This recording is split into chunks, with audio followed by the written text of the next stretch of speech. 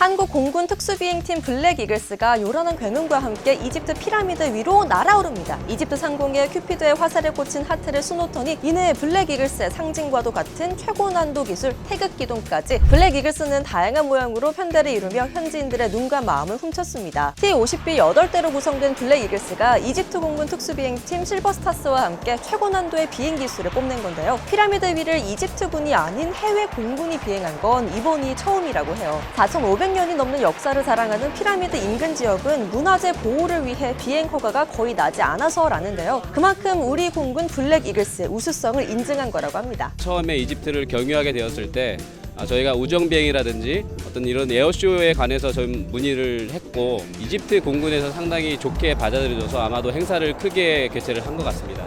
이집트는 우리나라와의 방산 협력을 원하고 있어서 오는 2023년 기종 선정을 목표로 고등 훈련기 도입 사업을 진행 중이라고 해요. 블랙 이글스는 지난주엔 폴란드 상공에서도 T-50의 우수성을 유감없이 뽐냈었죠. 당시 국산 경공격기 FA-50을 폴란드에 수출하게 된 것을 기념해서 공중 고개를 선보였는데요. T-50에 탑승했던 폴란드 조종사들도 하나같이 엄지척을 했답니다.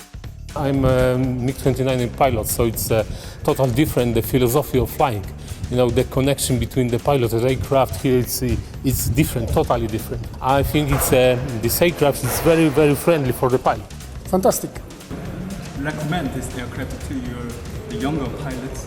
Yes, of course. 세계 곳곳을 다니면서 태극마크를 수놓는 우리 군이 정말 자랑스럽네요.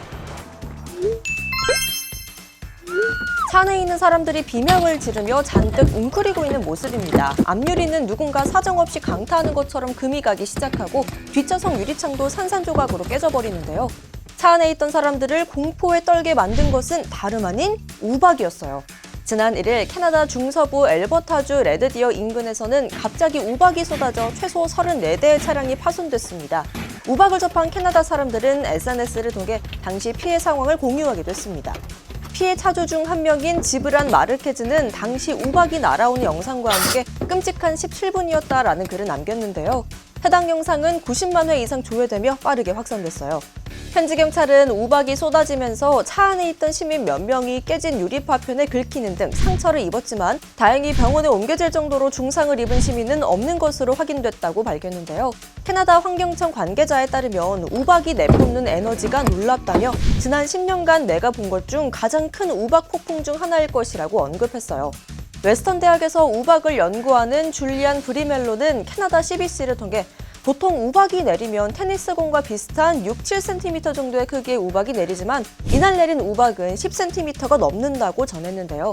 SNS에는 당시 내렸던 우박의 크기를 인증한 사진들도 공개되며 네티즌들의 놀라움을 자아내기도 했습니다.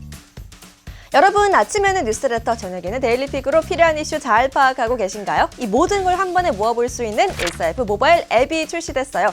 다양한 지식정보 콘텐츠들이 계속 올라올 예정이니까요. 모두 다운받아서 우리 14F 앱에서도 자주자주 만나요. 안녕!